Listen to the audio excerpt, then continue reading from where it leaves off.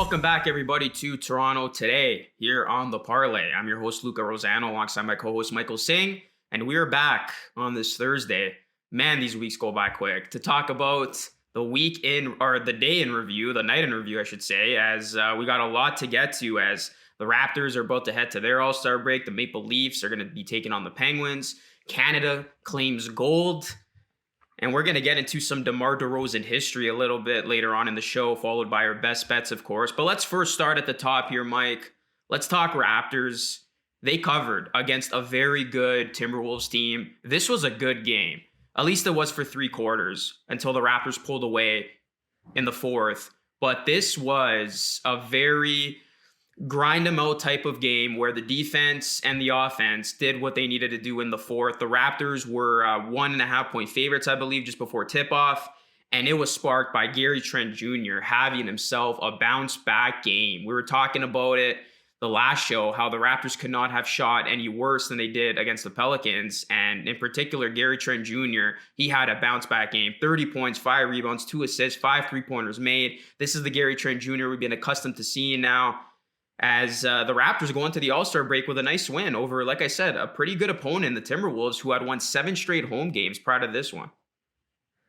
Yeah, and it's funny. It started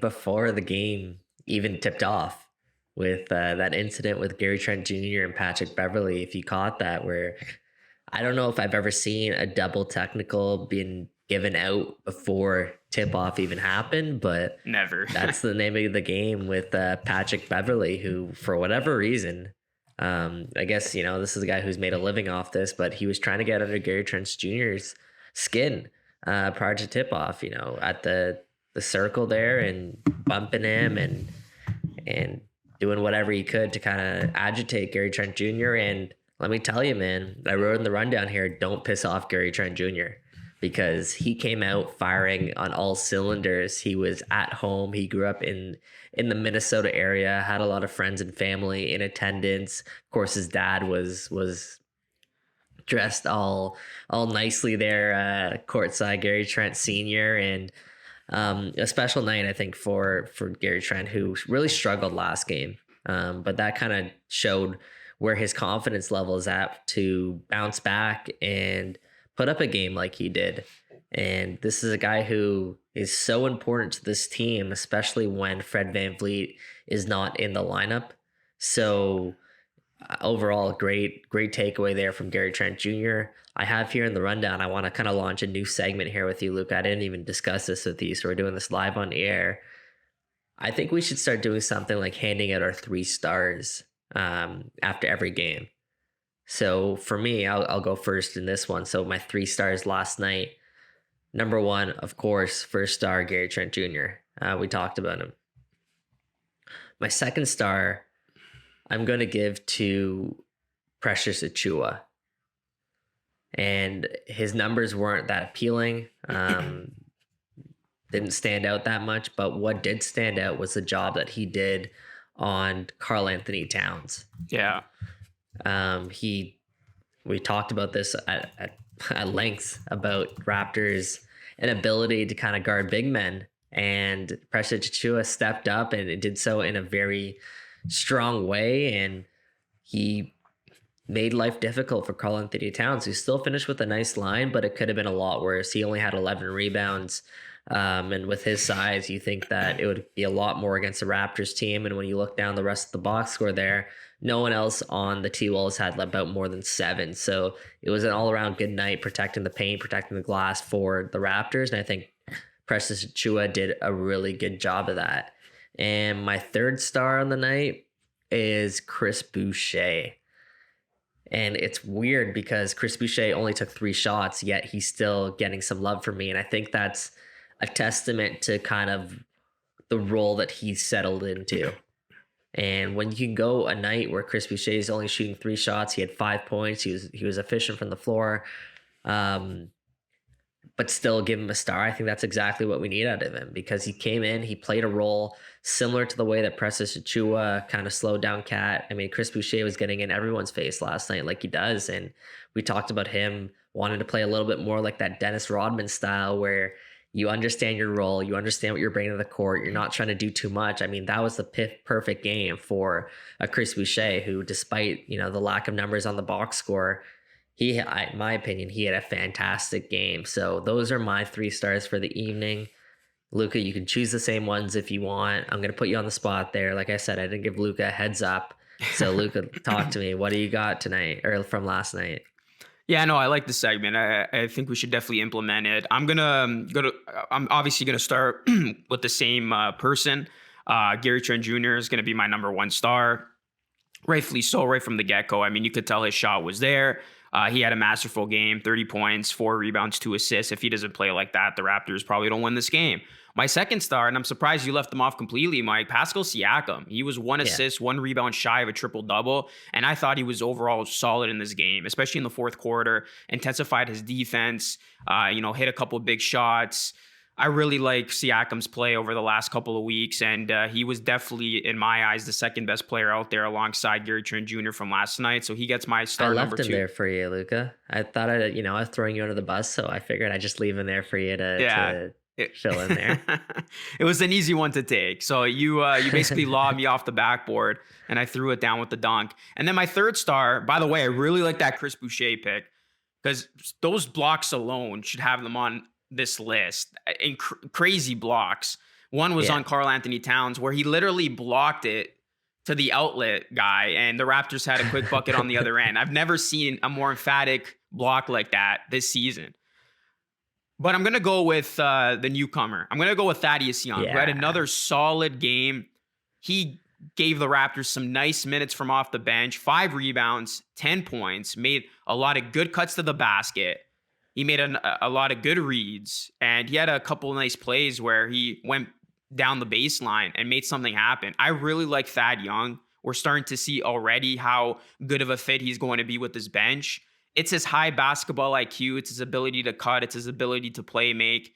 And he can score the basketball too. Thad Young, he can hit some jump shots when he's feeling it. So I really liked what I saw from Thad Young. I would say it's been 2 solid games from Thad Young in a Raptors jersey. And I think he's only going to get more comfortable, as we alluded to yesterday, once he gets more acquainted with this system and he's in there more and he doesn't have to live out of a suitcase. I think it's only going to get better for Thad Young. So I really liked what I saw from him. So yeah, just to recap, Gary Trent Jr., Pascal Siakam, Thad Young. Those are my 3 stars from last night's game. I'm with you. I really liked the game of Thaddeus Young last night. Those couple plays in the second quarter where he drove to the rim on back-to-back. The second one was an and one finish, driving baseline and finishing with his left hand, scooping it up. I'm impressed. I mean, there's a couple plays where he ran the pick and roll, caught the ball, and simultaneously as he's catching it, he's already pitching it out to the corner. Like, those are the little high IQ plays that I think stand out for a veteran like Thaddeus Young. And again, I'm still kind of on the fence in terms of he's taking minutes away from guys who perhaps could play a similar role, but Thaddeus Young stepping up and doing so in a really effective way. And perhaps a lot of these young guys can learn from Thaddeus Young. I think him and Scotty Barnes play kind of similar.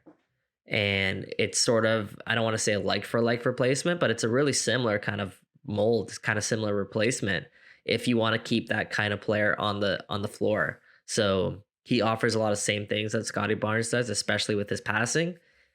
And that's what I like about Thaddeus Young. He showed that he can definitely fit in with this Raptors group, and I want to see how Nick Nurse uses his rotation and how effective it'll be if we do widen the rotation a little bit. So I got to give credit where credit's due. And then Thaddeus Young, I mean, the tip of the iceberg. He's only had a couple practices under his belt with this team, and we'll see how he gets acclimated now with the All-Star break coming up. But speaking of the All-Star break, Luca, segueing here into kind of our next topic, it's the midway checkpoint is what I kind of refer to the All-Star break as. The Raptors, they've won 18 of their last 26 games. They entered the All-Star break with a record of 32-25. They're half a game behind the 6th place Boston Celtics, who lost last night, I believe. And their starters played a ton of basketball, I guess, over this 9-day break. So this comes at an opportune time. So at the checkpoint here, 1 to 10, Luca, how happy are you with the Raptors where they are at the All-Star break? Yeah, that's a good question. I'll probably go with a 7. The Raptors right now are where I thought they were going to be. I knew coming into the season they were going to be in that play-in tournament. I wasn't as skeptical as some other people who had the Raptors completely falling out and some of the other things you read online where the Raptors were going to finish at the bottom. I kind of had them in this range of 7 to 10, and right now they're 7th. So they're actually one step higher from where I had them. We'll see if that matches at the end of the season, but I had the Raptors finishing 8th this season, and right now they're, of course, 7th. It started off as like a 4 or maybe 5 if I don't want to be too harsh. But since 2022, I mean, you could even make an argument that it's at an 8. I mean, this team has completely turned it around, minus a couple of hiccups, getting blown out by the Pelicans, losing a couple of heartbreakers along the way, losing to the lowly Pistons, who just beat the Celtics, by the way. So the Pistons have their way Yeah. against the good teams, it seems. It's been a very good first half to the season for the Toronto Raptors. I think if you ask a lot of fans, they would be very content where this team stands right now, given how tough this Eastern Conference is. The fact that the Raptors are a part of this playoff picture, that speaks volumes to what this team has been able to endure and how well this team has played. And I think the emergence of this starting 5 and how well they have gelled together has definitely been something that fans can continue to look forward to. Now, the reason why I'm not higher than a 7 is because there are still some disappointments with this team. Of course, their bench play has not been good, and it wasn't good necessarily last night. And also, they don't have a big man. But all things considered, what this team is working with right now, if you told me that the Raptors would be ahead of the Nets in 7th place and only 2 games back of a top 5 spot in the East, and still only 5 games back of the number 1 seed, I would be happy with that. I'd be content with that. So I liked what I've seen from this team. I hope they can keep it going. I hope injuries don't happen, and I hope they can only get better after they have a prolonged period of time where they are rested. And that's going to be huge for this team. We saw how many minutes they logged to their main guys. We saw how many back-to-backs they had to play, how many games in a short period of time. They're going to have a full week and a day off. So I can only imagine how beneficial that's going to be for this team to come on back for the last 20 something games and really make a push to get out of the play-in and into a top 6 spot, which is still right there on the table. It's right there for the taking. For me, I'm an 8.5. I think the Raptors are outperforming kind of everyone's expectations, including probably their own. I'm not sure if they really expected to be kind of in this position. You think about the job that guys like Pascal Siakam has done, who to reemerge as a legitimate superstar in this league. I mean, that's one check for me. Fred VanVleet has taken another step forward, check.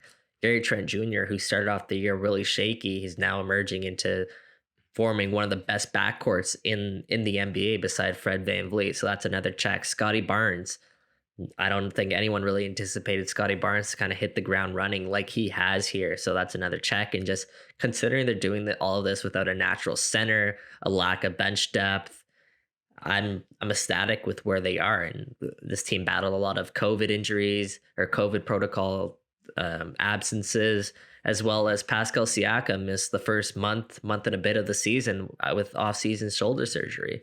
So I'm thrilled, honestly, with where they are. And since they've gotten their starters back, they've clicked. Like I mentioned, 18 of their last 26 games have been wins.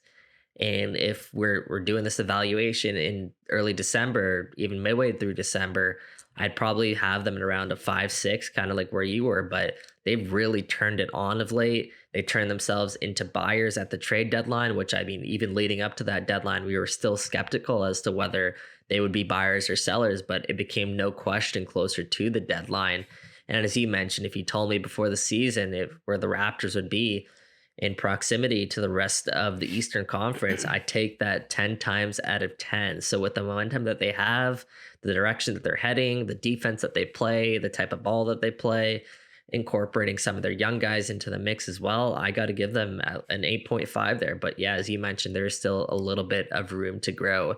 So moving on here, Luca, who has been your Raptors MVP so far this season?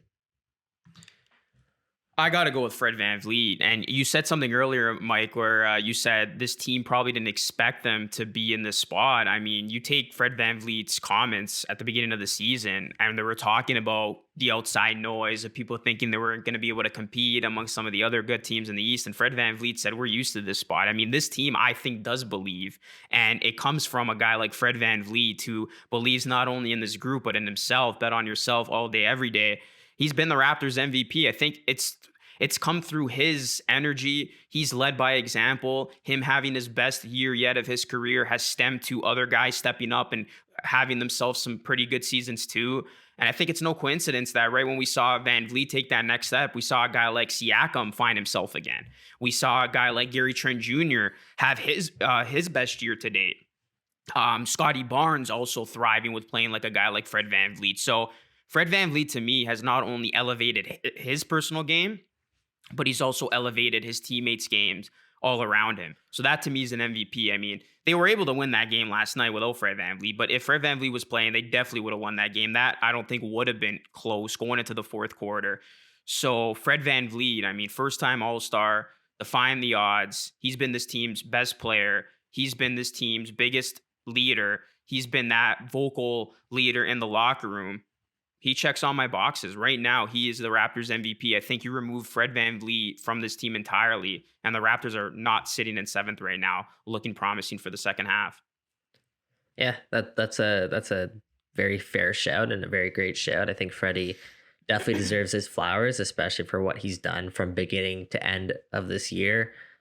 He's been the one real consistent throughout the season, and there's a couple candidates you can give love to. Like you can give love to Freddie, as you mentioned, Pascal Siakam, of course. I mean, what the Raptors wouldn't be where they are without Pascal as well. Gary Trent Jr. I mean, this guy's had one of the best seasons in the NBA and emerging into a real star in this league. Would the Raptors be where they are without Scotty Barnes? I mean, maybe not. But I wouldn't say he's MVP right now, but you can definitely make a case for him being a significant part of this team. But for me, it's Nick Nurse. Nick Nurse has been the Raptors MVP this year. What he has managed to do with this group without a bench is remarkable. And Masai called him a mad scientist because he's not afraid to think outside the box. Well, the proof is in the pudding in terms of look at the way he rolls out his starters. Look at the way he's had to adapt to lock down a big man last night like Karl Anthony Towns. The box and one was, that was a Nick Nurse OG kind of method, and he's shown it from beginning to end that this is a guy who likes to try new things and isn't afraid to think unconventionally. So I'm all in for Nick Nurse being the Raptors MVP so far this season. I don't think this group would kind of gel and mesh together without Nick Nurse kind of setting the tempo. He's a culture setter there with the Raptors. He's a very likable person, coach, someone you can get behind, and he's a very dang good coach as well, who keeps kind of pushing the envelope in terms of what he can get out of his starting group. And like I said, if there's not someone pushing that envelope, I'm not sure the Raptors are kind of in this position right now. So I got to give a lot of love to Nick Nurse there. Yeah, no, I like that pick a lot. Just what he's been able to handle, the different lineups, guys being in and out, dealing with half a team. I mean, with not having a bench, dealing with not having a true big. He's made the best out of the situation. And I think Masai, Bobby Webster, and that entire upper management realizes that Nick Nurse has made this team probably better than what they should be, just based on what they're working with. So yeah, Nick Nurse definitely has been a low key, I would even say, coach of the year candidate. I mean, if the Raptors somehow make a run and they find themselves, I don't know, top three, even higher than that, Nick Nurse could be a long shot too of winning coach of the year if they completely flip this thing on its head and keep improving for the better. So we'll see what happens there. But the Raptors get a much needed win, like I mentioned earlier, going into the All-Star break, and they get to relax for the next little bit. We're not going to have Raptors basketball for about a week and a day. So we are going to be watching the festivities this weekend. That should be fun to see Fred VanVleet in the 3-point contest and also in the All-Star game. All right, let's switch gears now to the Maple Leafs. They already had their All-Star game. They're going to be taking on the Penguins tonight. They're minus 150 on the money line, minus 1.5 on the puck line. as Pittsburgh is 4-1 in their last 5. So they're coming in with some momentum. They're also 10-4 straight up in their last 14 games this season. And they're 6-0 straight up in their last 6 games on the road. I know the Maple Leafs have been dominant, especially at Scotiabank Arena. But you look at some of these stats and the Penguins just having the Leafs number of late. Would you be willing to take the Penguins here and go with the bit of a upset pick? Yeah, I'm surprised actually the Leafs are favored this heavily. I think one of the reasons for that is the Leafs' success at home. They're dominant. They're 17-4-1 at Scotiabank Arena this season and 6-0 straight up in their last 6 games at home. So I think that's probably the main reason why the Leafs are favored so heavily here. But the Penguins they're a dang good team. I mean, you think about Sidney Crosby, Evgeny Malkin, someone like Brian Rust has really emerged for that team. Jake Gutzel, Chris Letang is doing what he used to do 10 years ago. I mean, this guy's an absolute superstar for that team, and they've gotten some solid goaltending as well. Tristan Jarry at the back has played like a really strong contender for the Vezina potentially, and same with DeSmith behind him. So a really good Penguins team. Right now they sit atop the Metropolitan Division with 70 points, 2 points ahead of the Carolina Hurricanes. Whereas the Leafs, they're at 65 points with 46 games played, so albeit they have 4 games in hand, but still 5 points behind where the Penguins are. So the Penguins have had a really good season, and they've done most of this most of the year without Evgeny Malkin, who we know is one of the best players, not only in the league right now, but probably one of the best players to ever play in the league. So to get him back in the lineup, to get him healthy, it's a huge boost for the Penguins. And for that reason alone, I think Penguins are actually pretty good value here on at least, if not the money, than the puck line. Yeah.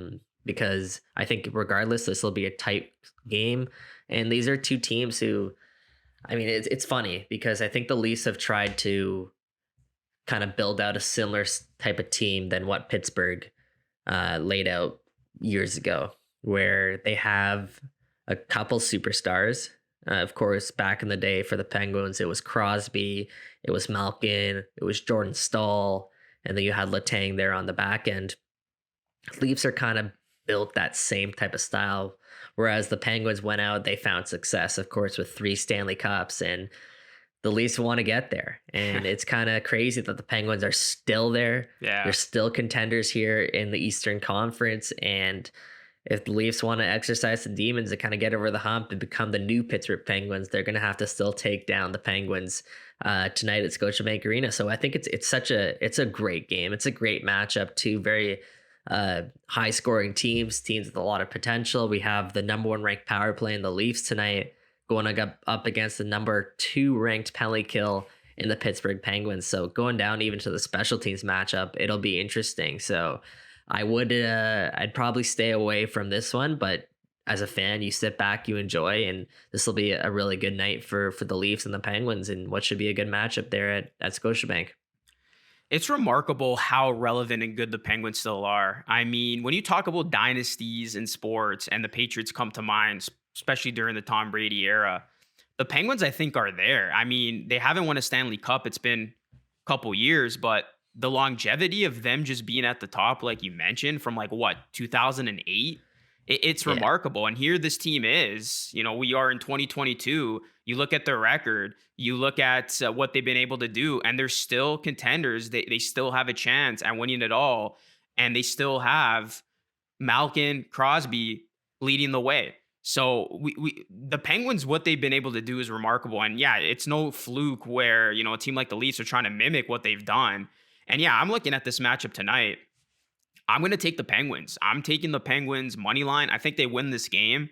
They've beaten the Leafs 4 of the last 5 times, not to mention twice this season already. And one of those games was that 7-1 shellacking. If you remember at the beginning of the season, that had Leafs fans losing their mind because at that time, the Leafs weren't playing that great. They were like a 500 squad. And when this beating happened, people were like, okay, it's time to blow this thing up. This team's not going to do anything.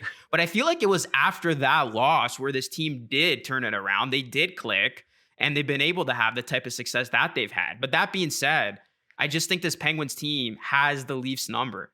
They're not afraid of these guys. They've proven to beat them. And I just got to go with Pittsburgh in this spot. So yeah, I'm gonna be. I guess I'm not that bold. It should be a tight game either way, but I will go with the Penguins money line. I think they win this game outright. Yeah, they're 6-4 against the Leafs in their last 10. The Leafs obviously 4-6 there. So there's definitely some truth to your theory there. And just looking quickly, I mentioned these are two very high scoring teams. The over under set at 6.5 goals.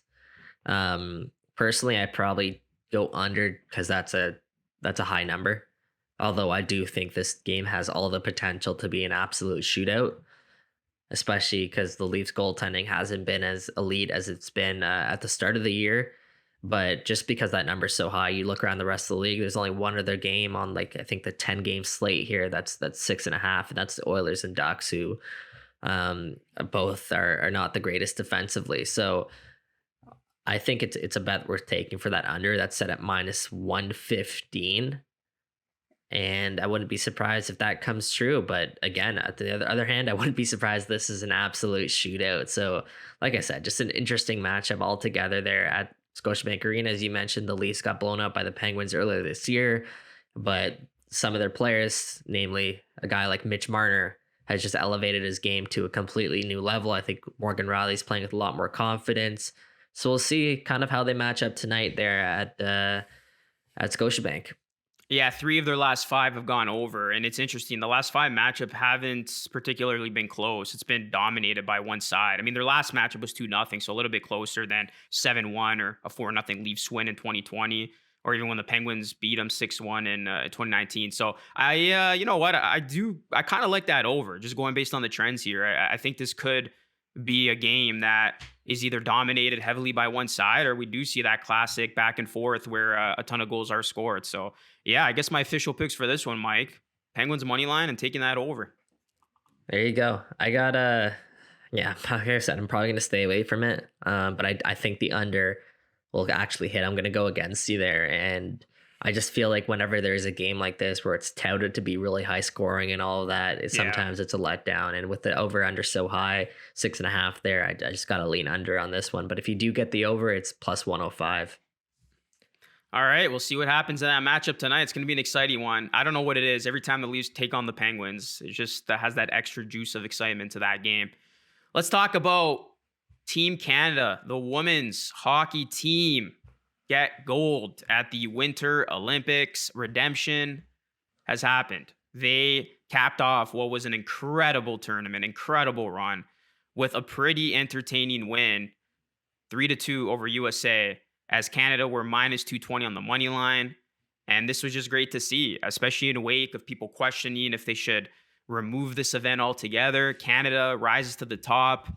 And I believe they were up, what, 2-0? And then, yeah, this game got interesting late, and Canada able to secure the win, as many people expected. I think we talked about it yesterday on the show. We both had Canada just based on what they've been able to do this tournament. They had already beaten the States once, so this was no big junction for them. They were ready for this moment. And yeah, they cap off an incredible run with obviously winning gold here. Yeah, some people are calling this the greatest Canada team ever. And it's because the style in which they comfortably went on to win gold, albeit some of the closing moments of that game was really tense. And you got to give some love to some of these players who continue to kind of defy the odds and break records. So first, Sarah Nurse, who's actually the cousin of Darnell Nurse and Kia Nurse. So what a talented family that is. What a treat. That's remarkable. Yeah, exactly. So with her opening goal, she actually tied Haley Weckenheiser's record back in 2006 for points in a tournament.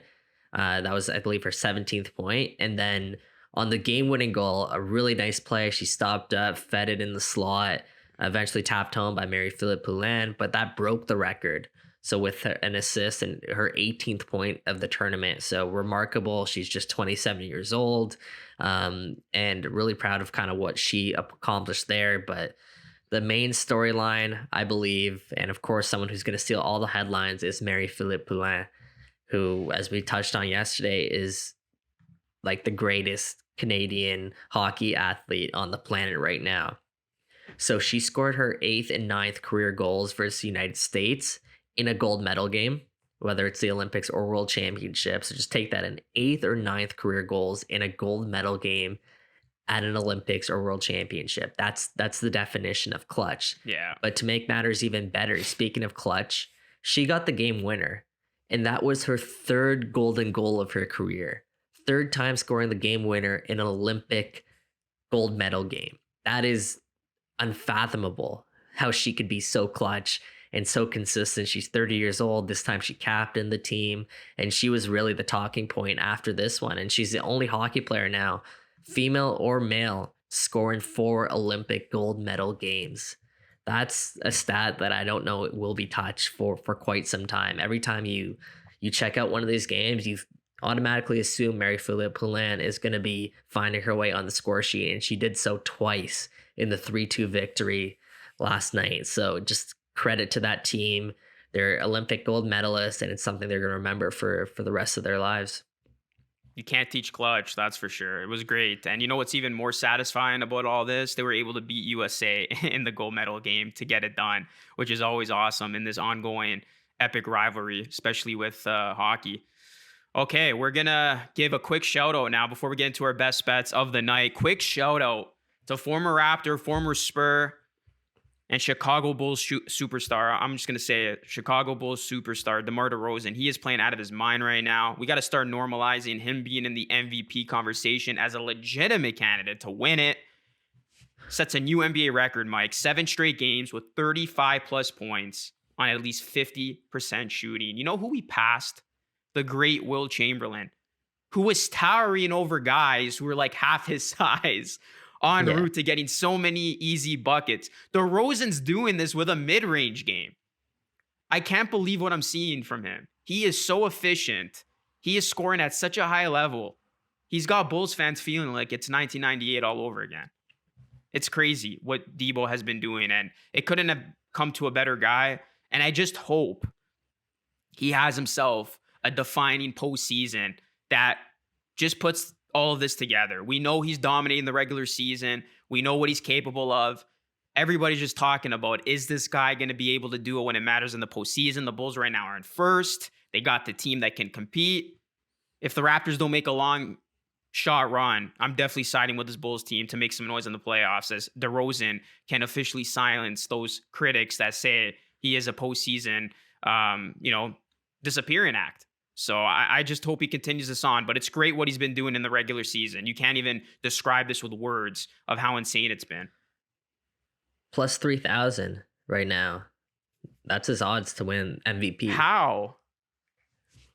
I don't know, man. I'm telling you right now, this guy's playing out of his mind. As he mentions, breaking the record there, 7 straight games with at least 35 points on 50%, at least 50% shooting from the floor. So he's doing it in such an incredibly efficient way. If you think about the fact that this guy doesn't really shoot 3-pointers either, he's carving up teams with the mid-range game. He's so elegant to watch. And every year, DeMar DeRozan, he seems to take a step forward in his game and evolve his game. That dates back all the way to when he played for the Raptors, when you slowly start to see him develop that jump shot. He started off with being a high flyer, someone who, could excite fans, come up with big dunks.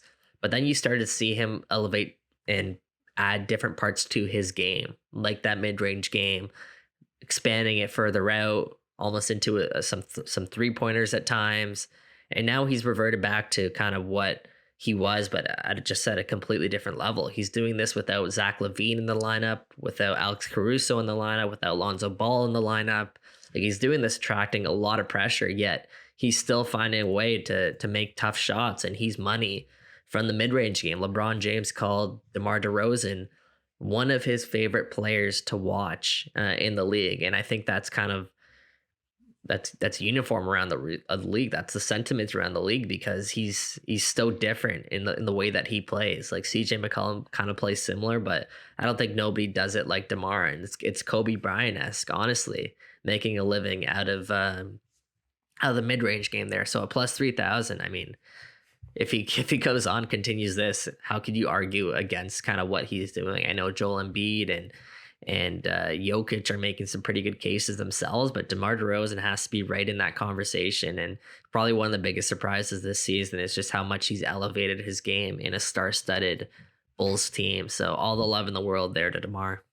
Yeah, it just speaks to the I guess him being underrated, like the media not wanting to talk about him or focus on him. He is playing like a top player right now, and I'm shocked at those odds of him winning the MVP because right now he is playing like the MVP. I know you got guys like Embiid and Jokic playing out of their mind, but to see what DeRozan has done all season long, he's been the definition of consistent. It's been great to see as a Bulls fan, and I still can't believe there was this one article that pegged DeMar DeRozan as the worst offseason signing. That thing is aging like milk every single day. So good on for DeMar DeRozan of shutting up naysayers who clearly don't know basketball out there. All right, let's get to our best bet of the night. I can't believe I'm still on this winning streak after last night. That was ridiculous. It took one of my favorite things to happen for it to continue. The Knicks collapsed again. Like their third collapse in the last 7 games. It's incredible how that team managed to lose that game. When I looked at that game, Mike, I was watching the Raptors game. I look at the score. I'm like, okay, it's done. They were up by 28. I'm like, it's been a good run. And I actually, put some money on this game. So I was pissed off. I'm like, the first time I put money on a pick, I'm going to lose. And then what a comeback by the Nets with KD, Simmons, Kyrie all sidelined watching this game. They get it done.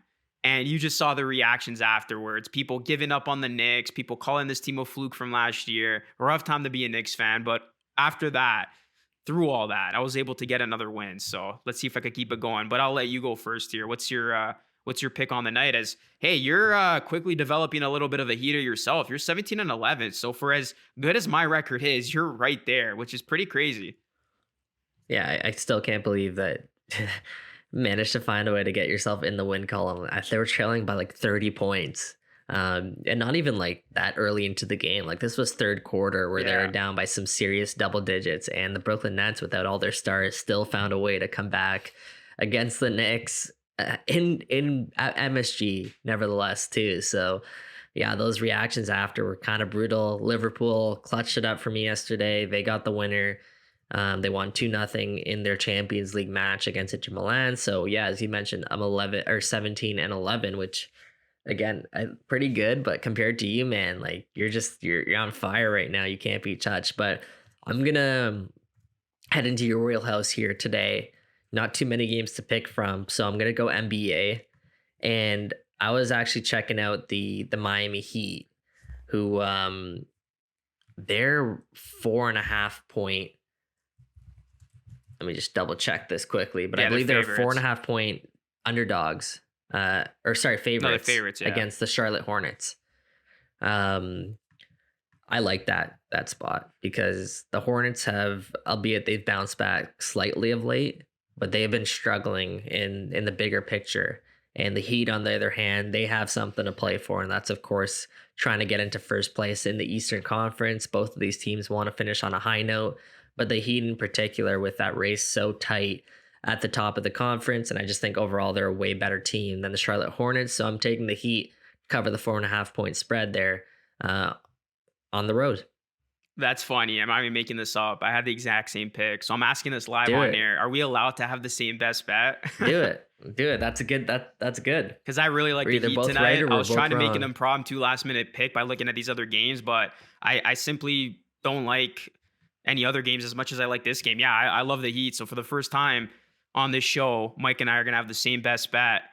Miami is 4-2 against the spread in their last 6 games, 4-1 against the spread in the last 5 road games. Not to mention they're on a 5-game winning streak before that was snapped by the Mavs. So they are coming off a loss, which I actually do like for them to get back on track going into the All-Star break. The Heat are not going to have Hero or Deadman, but we've seen guys have been in and out of the lineup all season long. They are one of the best teams in terms of adjusting. The Hornets, they have not been good. They're 1-5-1 against the spread in their last 7. And this is a team that they have fallen back mightily. So I do like the Heat in this spot to go into Charlotte and win. And the Heat have just been, one of those safer bets this season. So whenever you see like a line like this that is favorable and it's not that many points, might as well take it. And one last stat here, they're 10-2 against the spread against the Southeast Division. That is the Miami Heat. So Mike and I, we love the Heat. The Hornets have also lost each of their last 6 games at home. So they're not too great at the Spectrum Center there, as well as the Heat. Meanwhile, they've covered the spread in each of the last 5 games as road favorites. So two other stats kind of throw your way that kind of bodes well in the Heat's favor. And hey, if Luke and I are both calling it our best bets, it must be like the real like best bet out there. So we'll see if we look like fools tomorrow. We look like geniuses. We'll see. The golden pick. That's what we'll call it. So yeah, hopefully this cash in for both of our sake. All right, that is going to conclude another edition of Toronto Today here on the Parlay. As always, thank you so much for watching or listening. You can get this wherever you find your favorite podcast. Be sure to follow us all across our social media platforms at the Parlay, and we'll be back tomorrow to close out the week with another edition of the show. On behalf of myself and Mike, thank you so much for watching and listening. Have yourselves a great day, and we'll see you back here tomorrow.